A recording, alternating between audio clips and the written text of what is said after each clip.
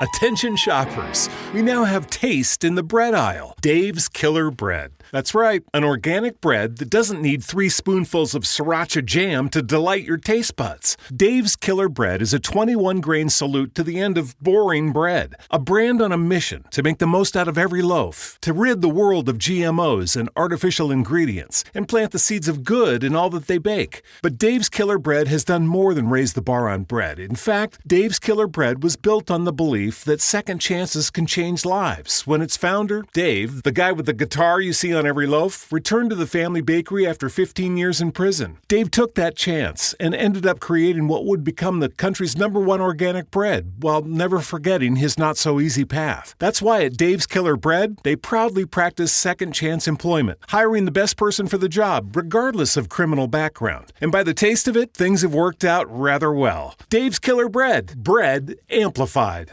Judy was boring. Hello. Then Judy discovered ChumbaCasino.com. It's my little escape. Now Judy's the life of the party. Oh, baby, mama's bringing home the bacon. Whoa, take it easy, Judy. The Chumba life is for everybody. So go to ChumbaCasino.com and play over 100 casino-style games. Join today and play for free for your chance to redeem some serious prizes.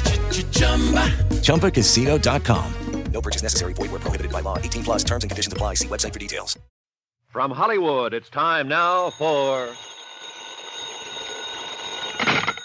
Johnny Dollar. This is Cal Mervyn, State Police. Well, Lieutenant, they found you in a hurry. Sure, I was home in bed, where any decent person would be this hour of the night, or morning, or whatever it is. You'll get no sympathy from me. I haven't even been to bed. What are you doing, Dollar? Living in a tree up there and using that Forest Service phone for your own private exchange? More or less. I've got another body for you, Lieutenant. That's a happy good morning. Who's this one? An ex-Chicago hood named Spade Keller. What did you do, kill him? No, he fell over a cliff, in a manner of speaking. That's 3 of the gang dead now. The only one left is Jippernitson himself. Have you found him yet? No, but I think I will in the next hour or so. Dollar, I can't hold my men out of there any longer. I gotta move in. Give me till noon, Lieutenant. If I can take him myself, it may save an innocent person's life. He's a 3-time killer already. I know, and you've been selling me that story for the last 12 hours. That's what's held me back. But I've gotta have more details. All right. A friend who's with me, a prospector named Jed Marsh, will meet you here at the Forest Service phone in an hour. He'll be in a green station wagon. When did you get a hold of a green station wagon? We haven't yet. We're about to steal it. So long, Lieutenant.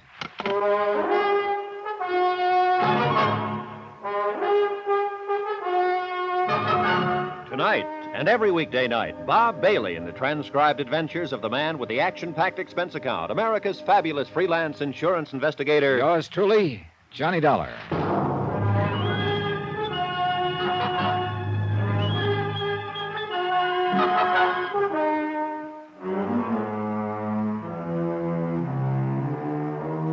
From Special Investigator Johnny Dollar, location Primrose Camp, Santa Rita National Forest, Arizona. To the Home Office, Mid-States Industrial Insurance Company, Hartford, Connecticut. Assignment, the Primrose Matter.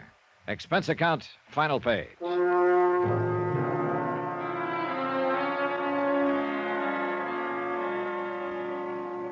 The Jippernitson gang had held up an armored truck in Kansas City, killed 2 guards, and fled with a $100,000 payroll covered by insurance.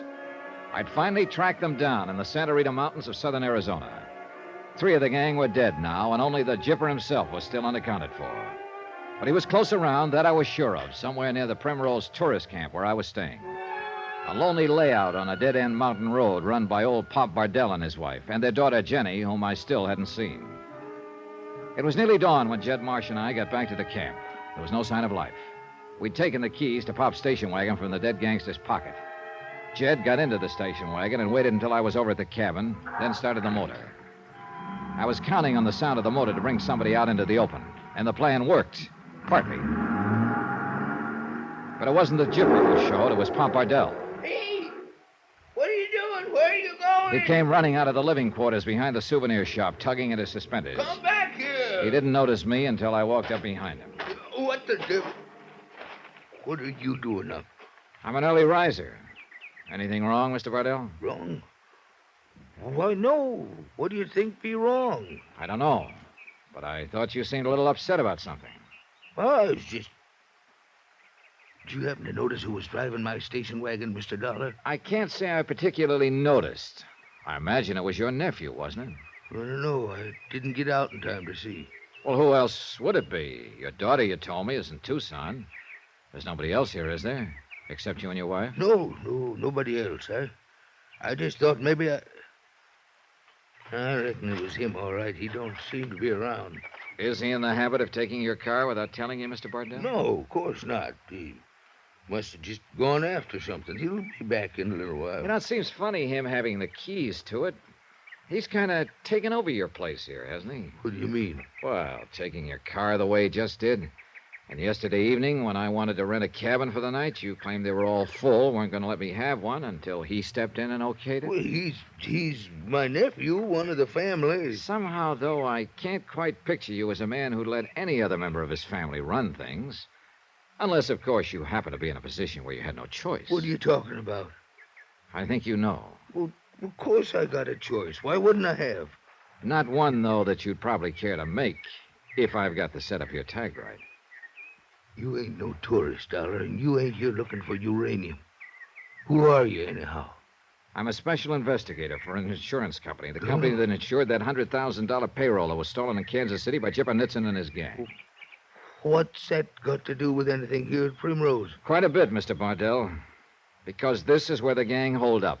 The two of them who were left after they shot their way through that roadblock down on the Nogales Highway. You're crazy. I'd know it if there was any strangers around here. You did know it.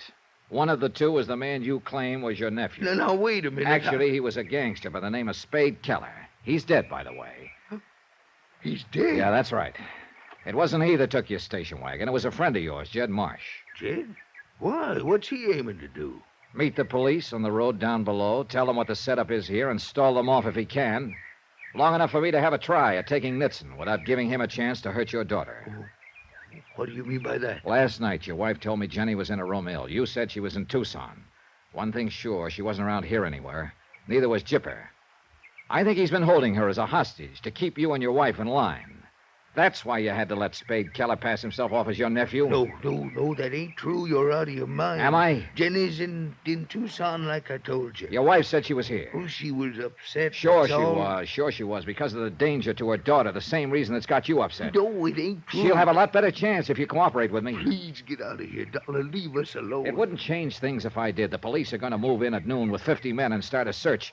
Chipper's a 3-time killer already. One more won't matter to him. I can't help you. Please don't ask me to. He'll use her as a hostage, a shield, and try to shoot his way out. She won't have a chance. No. Your best hope is to tell me where he is. Help me get to him without arousing a suspicion. I can't do it. I can't take the chance. Yes, you can. Myra. Morning, Mrs. Bardell. He's a special investigator, Myra. He knows the whole thing. He says... Yes, I've been listening. I heard what he said.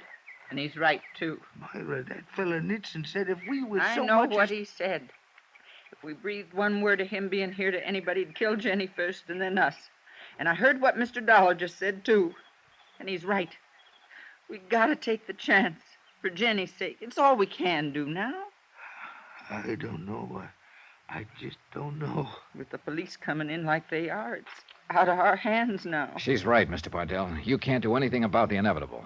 It's a matter now of doing what's best and safest for your daughter. What else you suppose I've been thinking of for 2 days? It's still the only thing to think of. If I didn't agree with you, I wouldn't be here. I'd turn my information over to the police and let them go ahead and search the area. They'd get Nitzen all right, but not before he killed her. Oh, no. But I think I can prevent that. The Chipper doesn't know me. As far as he's concerned, I'm just another eastern tourist wandering around the mountains here. And because of that, I think I can get a lot closer to him than the police can without putting him on guard. Provided you'll help. He's right. We gotta do what he says. He's holed up in an old tunnel about a quarter mile back up the canyon there. They took some silver out in the old days. Not many folks even know about it. And your daughter's there with him? Yes, sir. Ma and me's been taking food to him twice a day, making sure she's all right. And she has been. I guess he knowed that's the only hold he had over us. You haven't been there yet this morning, have you? No, he don't expect us for around 10. Well, maybe by that time, if things go all right, he'll have more to worry about than whether he gets his breakfast or not. What are you aiming to do, Mr. Dollar? Make an early morning prospecting trip up that canyon. I'll take a pick, a Geiger counter, anything to help look the part. Now, here. I'll leave my gun with you, Mr. Bardell, and my wallet. You're going up there without no gun? Sunday prospectors from the east don't carry them. Wish me luck. I left a little while later with a complete kit and dressed to fit the part, even including a couple of sandwiches and a canteen of water to show I was planning to spend a full day in the hills. At the end of an hour, I was working my way down the canyon, shipping rock samples here and there, testing with a Geiger counter, apparently without a care in the world. The brush-covered entrance to the tunnel was only a few yards ahead of me, but I made a point of deliberately ignoring it. Finally, the mouth of the tunnel was only a few feet away. I pushed aside the brush as though to get at the canyon wall, then pretended to see the tunnel for the first time.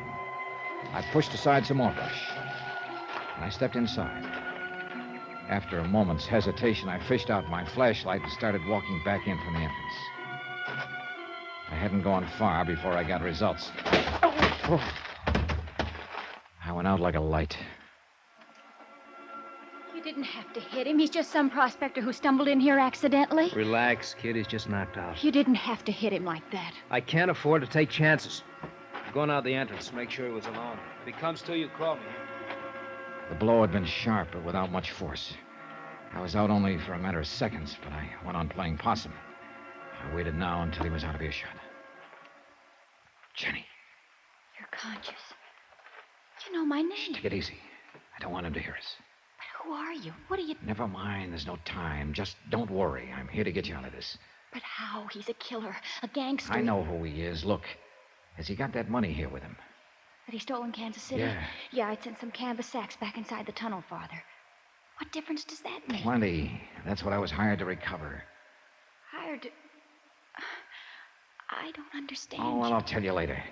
Now, if you'll keep your head and give me a little help, we've got a good chance of getting you... Wait. He's coming back. All right, listen.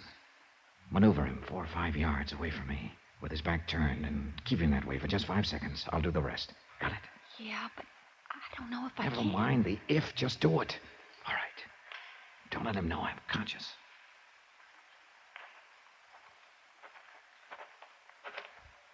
That guy still out? Yeah, I think maybe he's dying. Then let him. Go on. Get away from him. Leave him alone. It's inhuman to treat anybody that way. Oh, shut up. I got problems of my own. How much longer are you going to keep me here? I get a hunch that something is wrong. Things just don't feel right this morning. If I thought this guy had something to do with it, Chipper, I asked you how much longer. And I said shut up. How'd you like to make me shut up? Huh? How do you mean that? Suppose you come here and find out. Well, now. Took you 2 days, but you're finally starting to soften up. My huh? hand closed over a rock almost as big as a baseball, weighing over half a pound. And I came slowly to my feet. Chipper whirled around, going for his gun. Hey, what's the devil? What? I aimed for his head.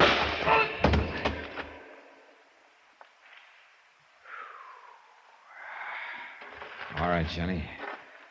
You can pick up his gun. Look how he's bleeding. You've killed him. No, I haven't killed him. But I imagine the state will.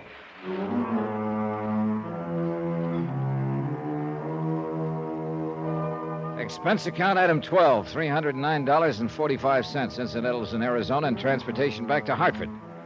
Expense account total, $914.15. Remarks? The state eventually did. Kill him, I mean. Yours truly, Johnny Dollar.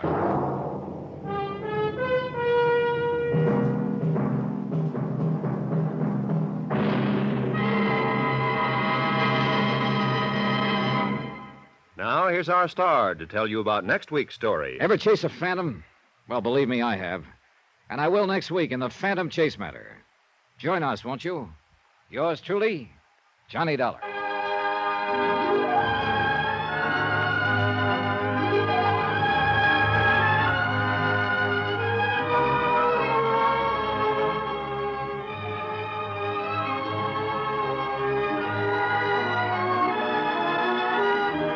Yours truly, Johnny Dollar, starring Bob Bailey, is transcribed in Hollywood. Written by Les Crutchfield, it is produced and directed by Jack Johnstone. Heard in our cast were Marvin Miller, Junius Matthews, Herb Ellis, D.J. Thompson, Herb Butterfield, Tony Barrett, and Barbara Eiler. Musical supervision by Amerigo Marino. Be sure to join us on Monday night, same time and station, for another exciting story of yours truly, Johnny Dollar. Roy Rowan speaking.